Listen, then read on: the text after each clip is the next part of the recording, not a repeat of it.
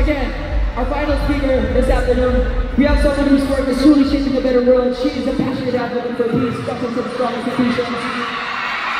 She's dedicated to fostering a society where fairness, integrity, and unity are at the core of everything we do. Here, her efforts empower individuals and communities to stand for what's right, creating lasting change that benefits all. And today, lumipad ang kanyang team. Lumipad talaga? Dito sa Mall of Asia Arena, ladies and gentlemen, with all the youth, it is my honor to introduce our final speaker, Miss Jessica Soto!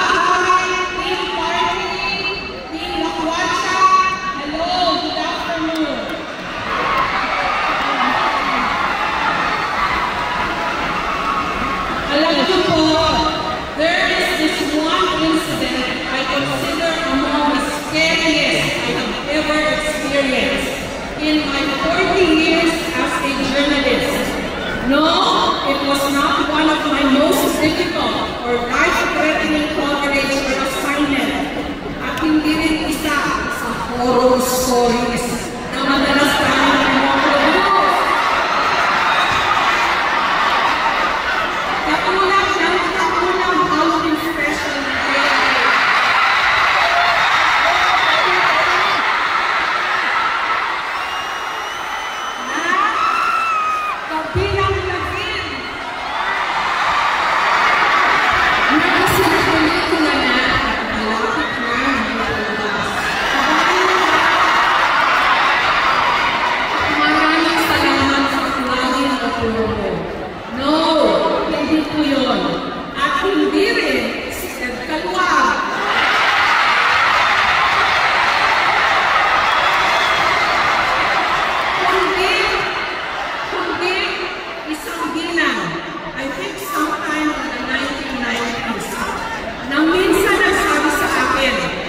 Jessica, papicture naman kayo ng anak ko. Ipinangalan ko siya sa'yo. Imagine that she named her her child after me. Could anything be more frightening?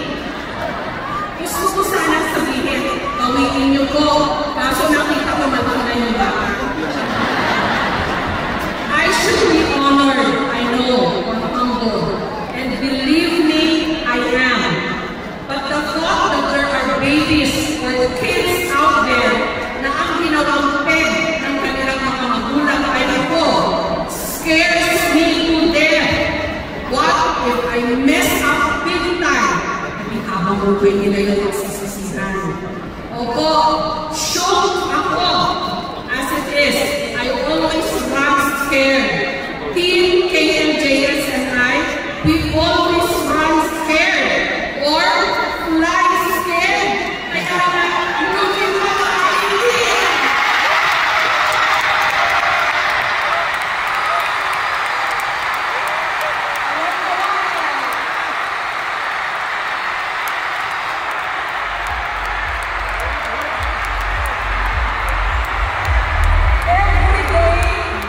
Every day or every week is different.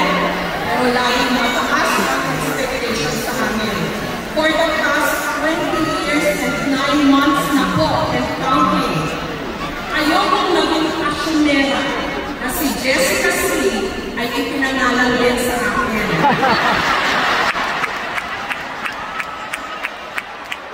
Pero, kinig kayo guys ha, pero kung meron sa inyo na sa kasawihang palad ay isinunod ang pangalan sa akin o nagkataon lang ang pangalan ko, mamaya, pag-picture tayo.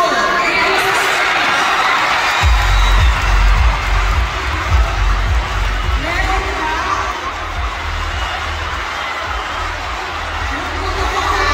Meron bang Jessica sa inyo ang pangalan? Okay, may problema tayo. Pati approach yung marshals, pa-picture tayo.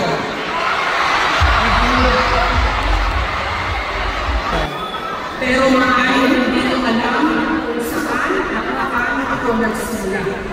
I come from very humble beginnings, and I say that with both humility and pride.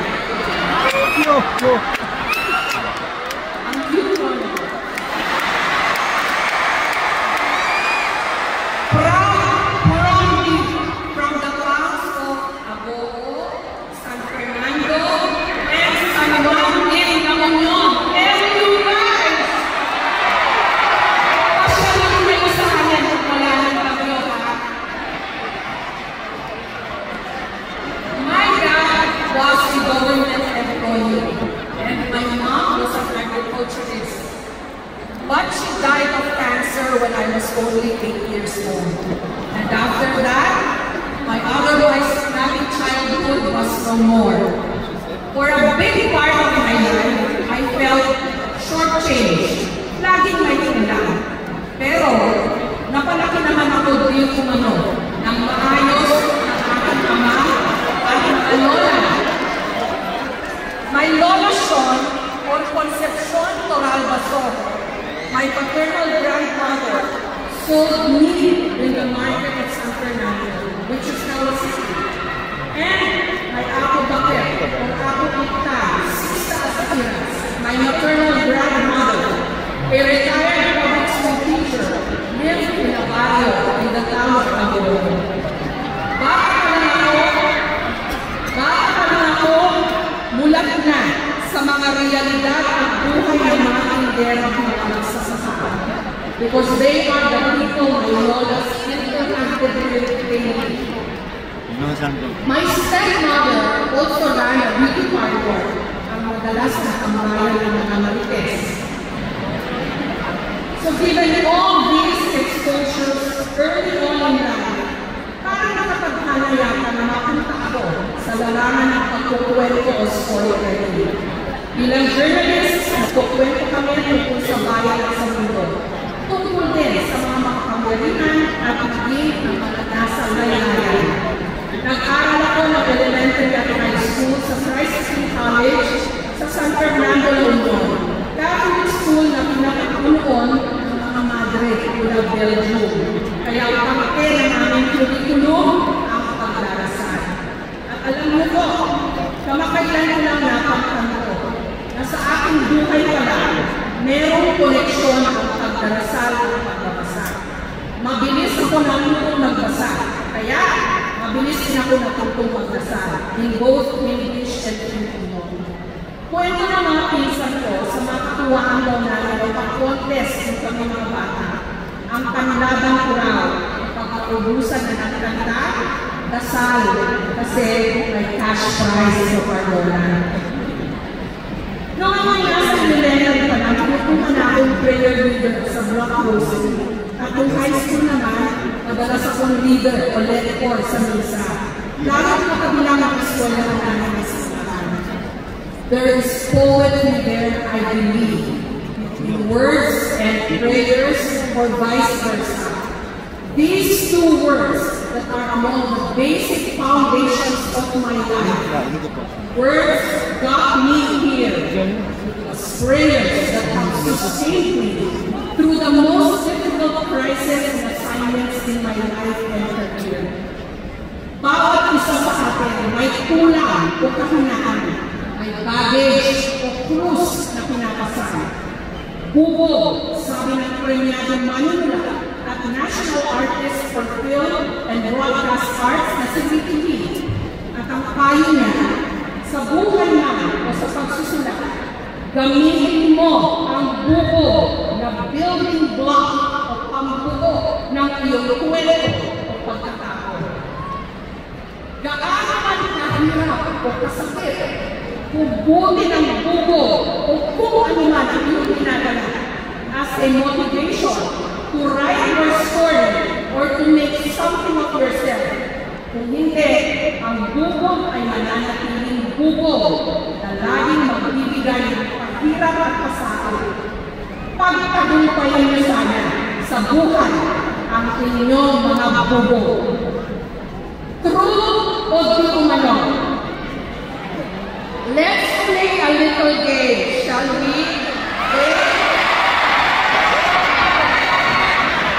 May sasabihin ako, tapos ako sagot na kung true o di umano. Question number 1. Woke daw kayo o aware sa mga nangyayari sa lipunan at sa buong mundo. Kaya, meron na paninindigan. True o di umano? Question number 2. Creative daw kayo. At innovative. Pero, madaling magsawa at mapagod. True o di umano? Question number 3. Hindi nga raw kayo yung tipong willing to wait. Kalibasa, nasanay sa swipe lang sa gadgets. Kaya, instant gratification o agad-agad ang hanap. True o di umano?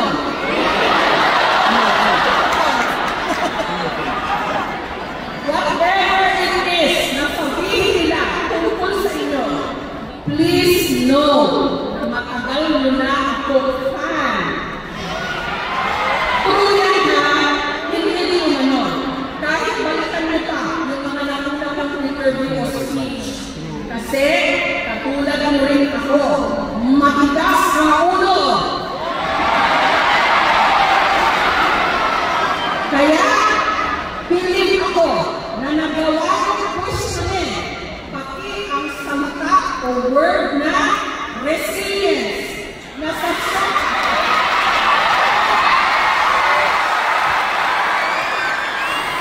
sa sobrang galit bilang pampalumag loob tuwing tayo nasa lahat ng sakita.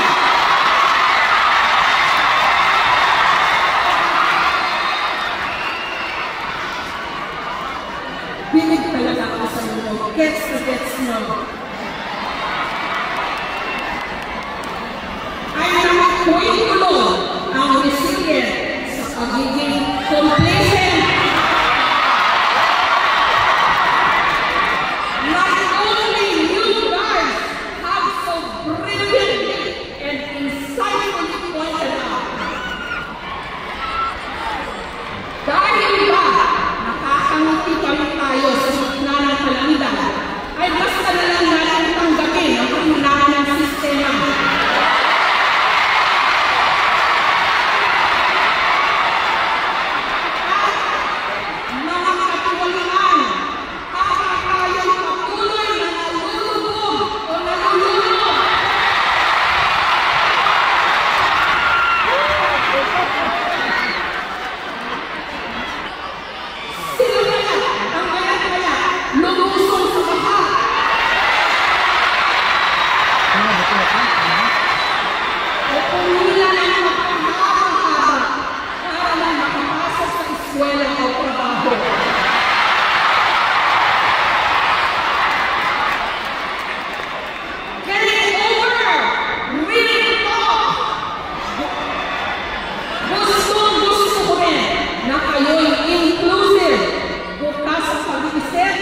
Maluwag ang pagtanggap sa mga Pilipinong katulad.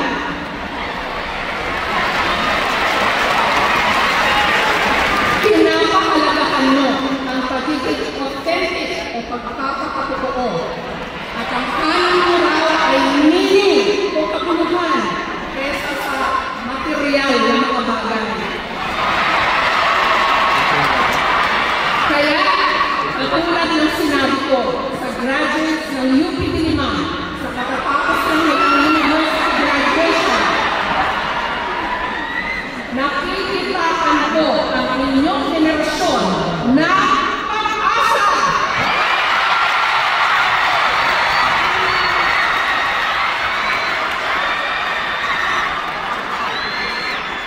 Baka kayo matagal na hinihintay ng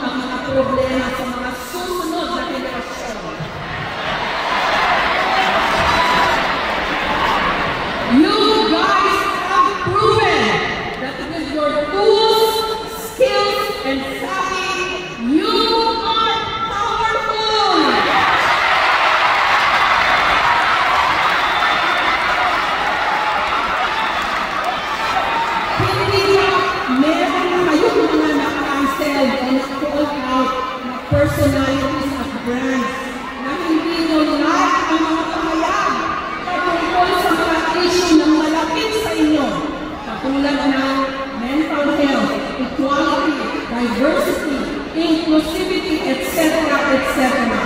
You guys certainly know how to use your voice and be heard and matter.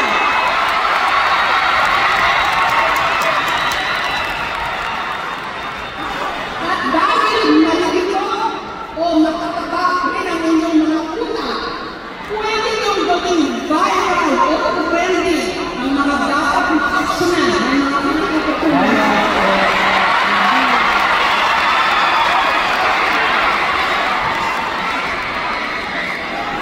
Kaya, sayang na foreigner pa ang nakakuha ng litrato ng babae sa tribunal sa Makati.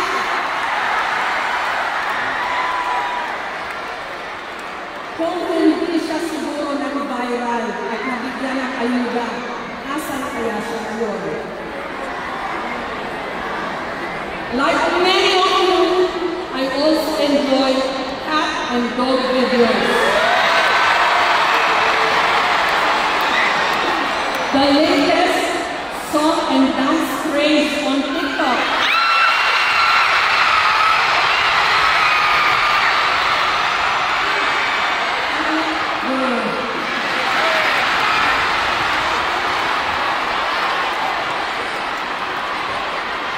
I also like K-pop and K-drama.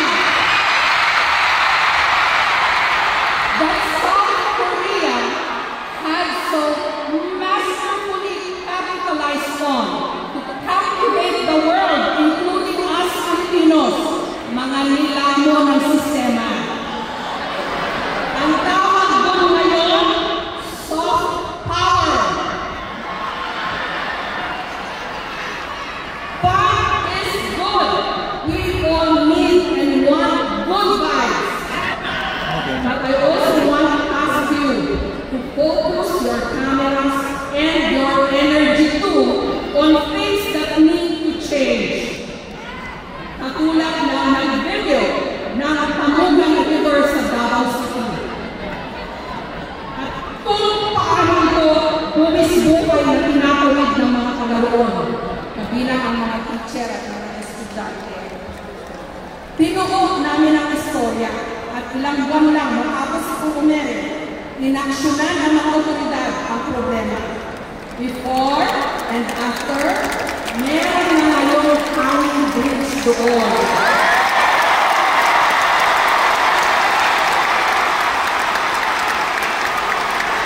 So please, get involved, participate, use your voice, ask the hard questions, and please do not sell your vote.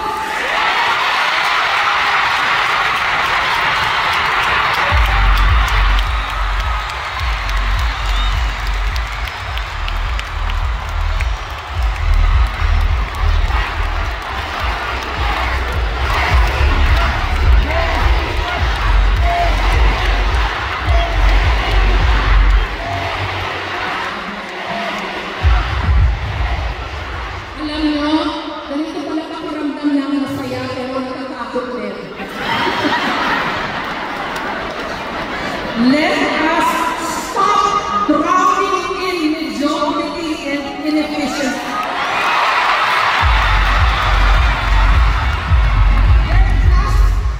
There has to be better ways or best practices of doing things.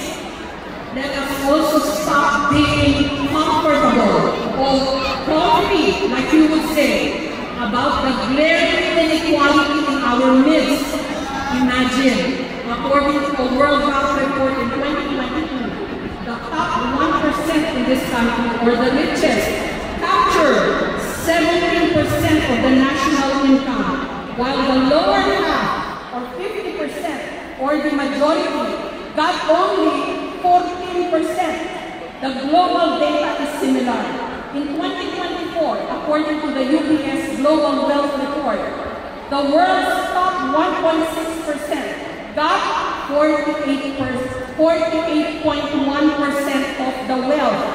The lower 40.7% got only 0.6%. Hindi naman yan mahirap makita.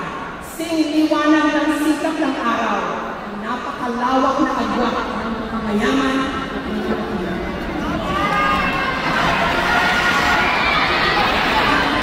The Philippines is a C2BP market.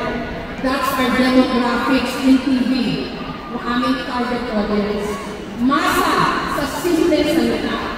Ang higit na nakararami, kailangan maghirap at magsumikap para makatawid ang mga pang-araw-araw na pangangailangan. Klaro-klaro yan yung pandemic. Sa bawat araw na tayo naka-lockdown noon, marami agad ang lalo pang magutom at pagkakira. Mga no work, no pay, o minimum wage earners. Kung maunti o bumaba rin ang bilang ng middle class, at meron pang mga nagsasabi na wala naman daw talagang makakita ng middle class sa Pilipinas. In the book, Eat, Pray, Love, which was also made into a movie, starring Julia Roberts, sabi ng author na si Elizabeth Gilbert, my word on the street yung pinaka-top of mind o puso ng mga panahon. For example, ang Italy, ang kanilang word on the street ay eat o food. Ang India, it is pray. Hindi binanggit ang Pilipinas, pero hindi naman mahirap makulaan kung ano ang ating word on the street. Ano sa palagay nyo? May umano ulit? It's family, I think. True family. Kaya nga ba, madalas akong nagtataka at nagtatanong, kung ang pinaka-importante para sa ating mga Pilipino ay pamilya, bakit kailangan natin magkahiwa-hiwalay para lang mabuhay? Why do we keep exporting family? Tayo rin mag-usapan, lalo at top issue ang tariffs worldwide. May kapambas kaya na tayo o talaga ang panunibang bansa ng ating mga mahal sa buhay? And why are we not counting enough the social cost of sending our loved ones abroad? Kaya nga ba, sa ating naman kami lumipad ng ating team, hinahanap namin ang kwento na nagpupunyagi namin mga kababayan. Nilalabanan ng hirap, pagod at umuyan at hindi kalungkutan, kung minsan palay ang mamaltrato, makapagpadala lang ng remittance sa mga pamilya. To be honest, I see all 14,000 of you here, the biggest gathering of young people I have seen, and I am very delighted. But I also worry, what's in store for your future? Will there finally be enough opportunities in our country for you? But because of your built-in advantage of being born as digital natives, you yourselves can create the opportunities. AI is scary, yes, but I am also excited with what you can do with it, for as long as you use it for good. Ang sabi sa akin ni Kim Refuerzo, dati kong kasama sa PNPS at sa brigada, na siya rin nag-imbita sa akin dito.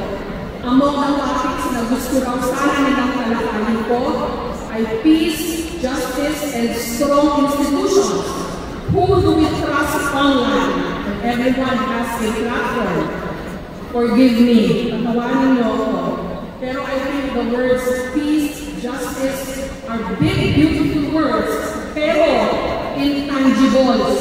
Intangibles meaning cannot be touched nor grasped and have no physical presence according to the Oxford Dictionary. How act, dahil sa ating lipunan at mundo ngayon, parang wala ng justice nor peace. And institutions are crumbling, sadly, even the media. Which brings me to the other portion of the assigned topic, who to trust online. Everyone has a platform. Yung totoo, mas magaling kayo dapat dyan. Kayo mga pinanganak sa mundo na meron na nakaparallel na virtual or digital kung saan firme kayo nakasugsog o nakatitig. Sigurado ako, by now, alam nyo na dapat kung alin ang real from fake, ang true or false sa di umano. Madaling nabungkol, oo. Pero hindi ba kayo meron na AI? Mas madali na rin dapat mag-fact check o cross-check. Learn not to take anything at face value. Lalo meron na deep face. Konting pakakusap ako. Huwag kayong maniwala sa deep face ko na naglako ng kung ano-ano mga produkto ang investment. Be responsible citizens and netizens as well. Criticize if you must, but elevate the level of discourse. no gutter language, no name calling, no body shaming. Let us be civilized.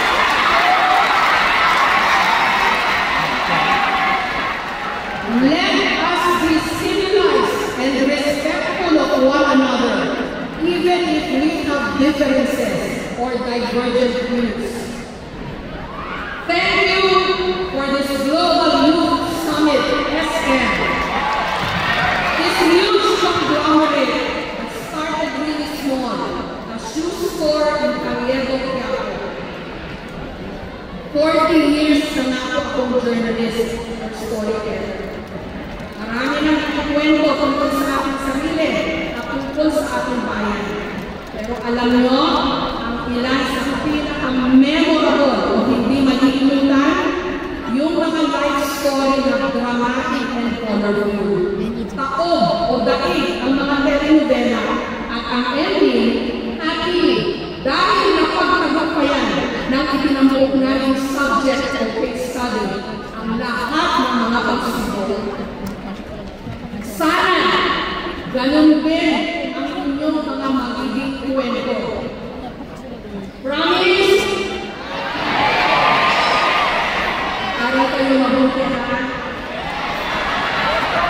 Maraming salamat for this opportunity to share my story.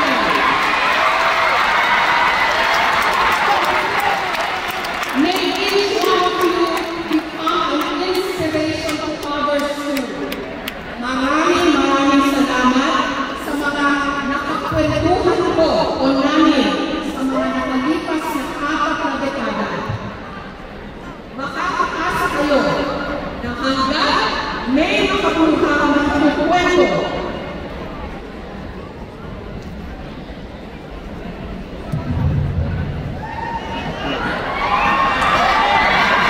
Ulitin ko lang na makakakasa kayo na hanggang may makapuluhan ng kwento.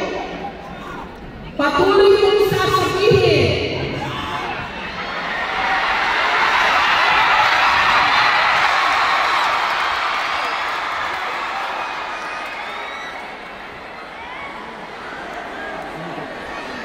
Kasama kayo dito ha. Julia na rin dito.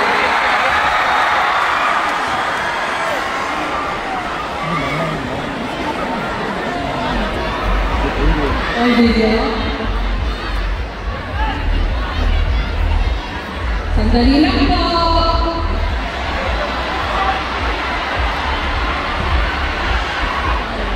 Mag-tiktok muna tayo.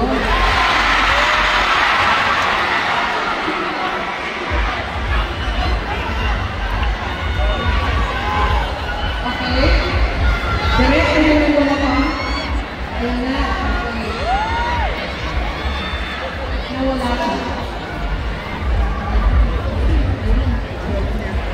Paano ba yun? Grrrr.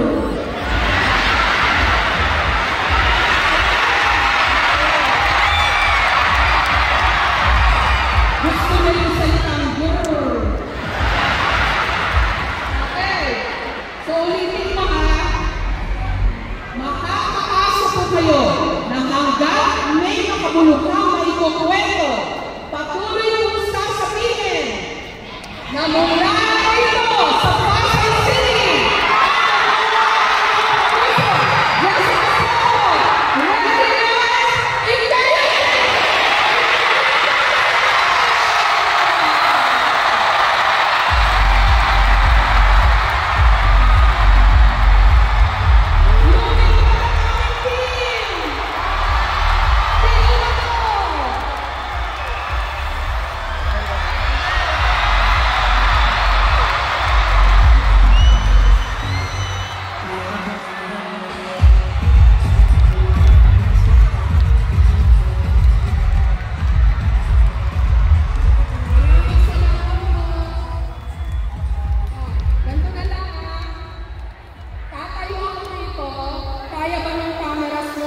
Selfie kayo.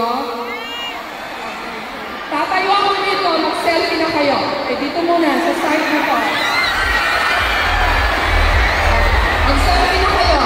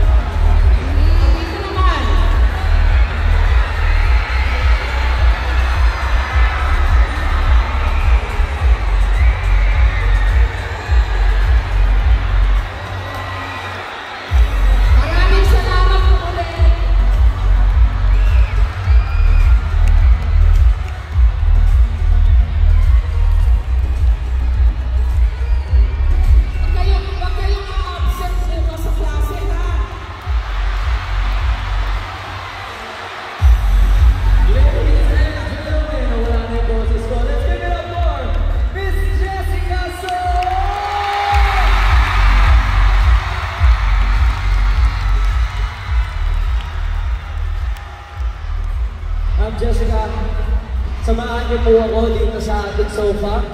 May mga katanungan po ang ating mga youth leaders para sa inyo. Unahin ko na po sabihin, opo, meron na. Sa line of work po natin, no, marami na tayo na magkaan ng mga celebrity artista. Pero ngayon lang po talaga ako na starstruck. Grabe po. Talo pa ang mga biggest idol. Maraming salamat talaga. Ngayon ko lang naramdaman yung ganitong pagtanggap sa akin. Naku, Ma'am Jessica. In behalf of everyone here, deserve niyo po ang pagmamahal na to. Tama ba, youth leaders?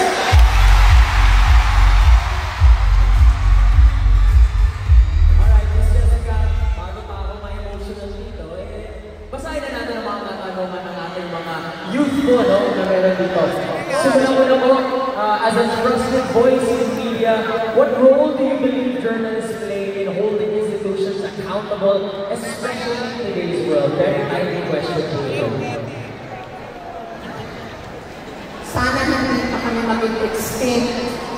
Kasi alam nyo guys, alam nyo naman yung iba, endangered ang mga journalists worldwide.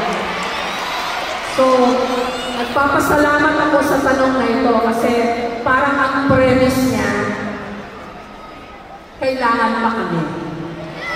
Amen. Amen. So, hanggat may nanonood at may nagpa-follow sa amin, gagawin namin ang lahat ng aming makakaya para magkwento sa inyo. Lalo na tungkol sa mga dapat magbago sa ating lipunan. So, alam nyo, we draw strength, energy, and power from you. Sa inyo kami humuhugot ng lakas, lalo na sa mga mahihirap na yugto ng ating buhay. Napapanood nyo naman siguro yung sakripisyo ng mga reporter namin nung baha at bagyo. Yun lang, napansin nyo yung mga cute at yung mga magandang itsura, diba? Pero maliit na bagay lang yun eh. Ang hindi na ipapakita, unfortunately, sa TV. What went into that report? At swerte kami na nasa camera siguro kasi we get the credit. Pero there's a whole community behind us kaya nakakapag-report in front of the camera. Palakpakan natin yung ating mga cameraman dito.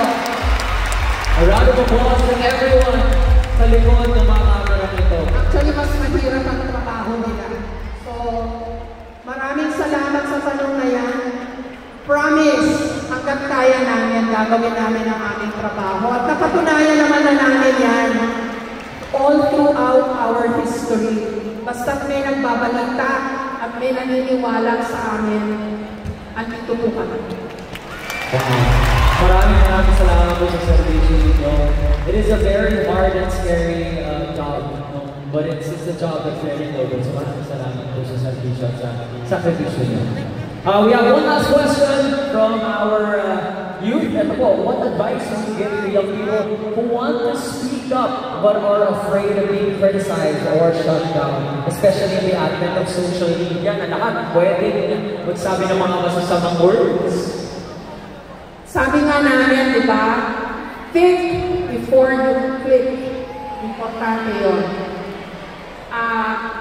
Kasi ako naniniwala, hindi ako naniniwala kasi sa sa pag-hold back. Ako kasi yung tipo ng tao na pag may gusto akong sabihin, sasabihin ko outright. Kasi kailangan. Kaya lang, I also realize na sa panahon ngayon, na lahat kayo, may boses, may gadgets, at may karapatang magsalita. Kailangan din natin timbangin na baka meron tayong nasasaktan. So, meron tinatawag na sensitivity check. Kunwari, bagyo. Huwag mo namang ibalandra yung mga bagong sapatos o yung mga magagarang damit. Diba? Alam niyo yun. Konting sensitivity.